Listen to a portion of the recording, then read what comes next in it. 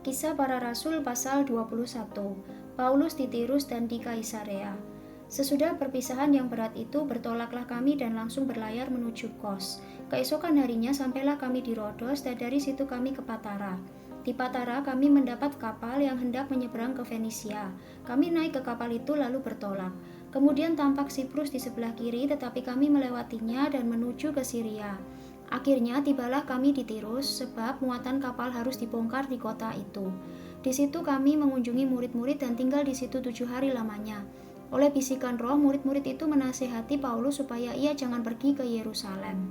Tetapi setelah lewat waktunya, kami berangkat meneruskan perjalanan kami. Murid-murid semua dengan istri dan anak-anak mereka mengantar kami sampai keluar kota, dan di tepi pantai kami berlutut dan berdoa.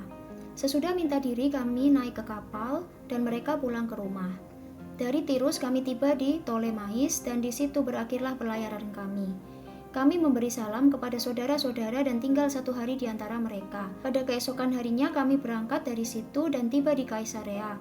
Kami masuk ke rumah Filipus, pemberita Injil itu, yaitu satu dari ke-7 orang yang dipilih di Yerusalem, dan kami tinggal di rumahnya. Filipus mempunyai 4 anak darah yang beroleh karunia untuk bernubuat. Setelah beberapa hari kami tinggal di situ, datanglah dari Yudea seorang nabi bernama Agabus.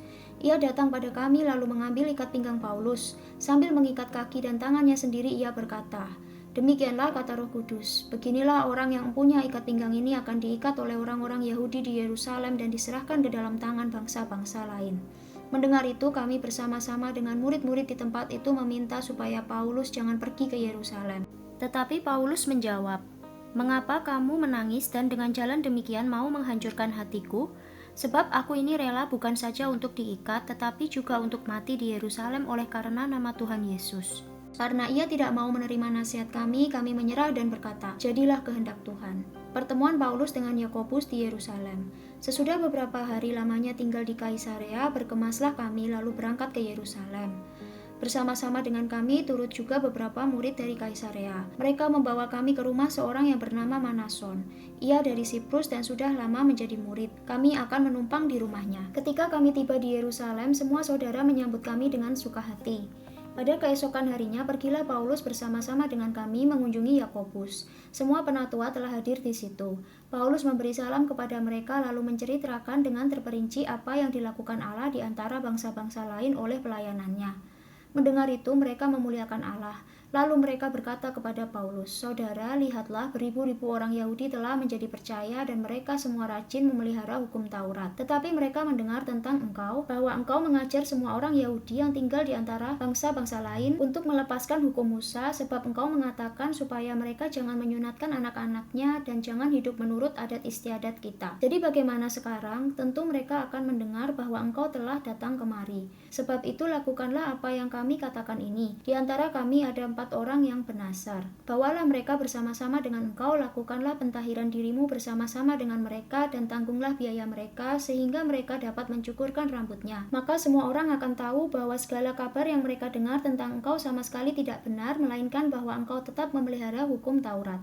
Tetapi mengenai bangsa-bangsa lain yang telah menjadi percaya, sudah kami tuliskan keputusan-keputusan kami, yaitu mereka harus menjauhkan diri dari makanan yang dipersembahkan kepada berhala, dari darah, dari daging binatang yang mati dicekik, dan dari percabulan. Pada hari berikutnya, Paulus membawa orang-orang itu serta dengan dia, dan ia mentahirkan diri bersama-sama dengan mereka, lalu masuk ke bait Allah untuk memberitahukan bila mana pentahiran akan selesai dan persembahan akan dipersembahkan untuk mereka masing-masing. Paulus ditangkap. Ketika masa 7 hari itu sudah hampir berakhir, orang-orang Yahudi yang datang dari Asia melihat Paulus di dalam bait Allah, lalu mereka menghasut rakyat dan menangkap dia sambil berteriak, "Hai orang-orang Israel, tolong, inilah orang yang dimana-mana mengajar semua orang untuk menantang bangsa kita dan menantang hukum Taurat dan tempat ini. Dan sekarang ia membawa orang-orang Yunani pula ke dalam bait Allah dan menajiskan tempat suci ini. Sebab mereka telah melihat Trofimus dari Efesus sebelumnya bersama-sama dengan Paulus di kota, dan mereka menyangka bahwa Paulus telah membawa dia ke dalam bait Allah. Maka gemparlah seluruh kota dan rakyat datang berkerumun, lalu menangkap Paulus dan menyeretnya keluar dari bait Allah, dan seketika itu juga semua pintu gerbang bait Allah itu ditutup. Sementara mereka merencanakan untuk membunuh dia, sampailah kabar kepada kepala pasukan bahwa seluruh Yerusalem gempar. Kepala pasukan itu segera bergerak dengan prajurit-prajurit dan perwira-perwira dan maju mendapatkan orang banyak itu. Ketika mereka melihat dia dan prajurit-prajurit itu, berhentilah mereka memukul Paulus. Kepala pasukan itu mendekati Paulus, menangkapnya dan menyuruh mengikat dia dengan 2 rantai, lalu bertanya siapakah dia dan apakah yang telah diperbuatnya. Tetapi dari antara orang banyak itu ada yang meneriakkan kepadanya ini, ada pula yang meneriakkan itu. Dan oleh karena keributan itu, ia tidak dapat mengetahui apakah yang sebenarnya terjadi. Sebab itu ia menyuruh membawa Paulus ke markas. Ketika sampai ke tangga, Paulus terpaksa didukung prajurit-prajurit karena berdesak-desaknya orang banyak yang berbondong-bondong mengikuti dia sambil berteriak, "Nyahkanlah dia." Paulus minta izin berbicara. Ketika Paulus hendak dibawa masuk ke markas, ia berkata kepada kepala pasukan itu, "Bolehkah aku mengatakan sesuatu kepadamu?" Jawabnya, "Tahukah engkau bahasa Yunani? Jadi engkau bukan orang Mesir itu yang baru-baru ini menimbulkan pemberontakan dan melarikan 4.000 orang pengacau bersenjata ke padang gurun?" Paulus menjawab, "Aku adalah orang Yahudi dari Tarsus, warga dari kota yang terkenal di Kilikia. Aku minta supaya aku diperbolehkan berbicara kepada orang banyak itu." Sesudah Paulus diperbolehkan oleh kepala pasukan, pergilah ia berdiri di tangga dan memberi isyarat dengan tangannya kepada rakyat itu.